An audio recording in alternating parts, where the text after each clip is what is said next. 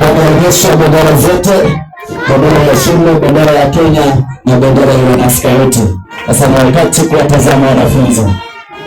Mheshimiwa ile staff inayopita ya kwanza ya orange au ya Rivers wana miaka 18 kwenda juu. Ile ya green ni wale wanachipukizi wana miaka 12 hadi 15. Ile nyingine ya yellow ni ya wana Singida wana miaka 6 hadi miaka 11. Ndio jiandaa.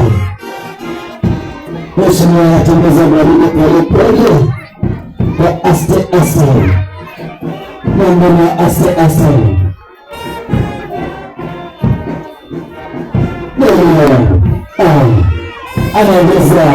Anatembeza angalia alivyong'ara yote wawili. Mheshimiwa anamsichana mwenzake mdogo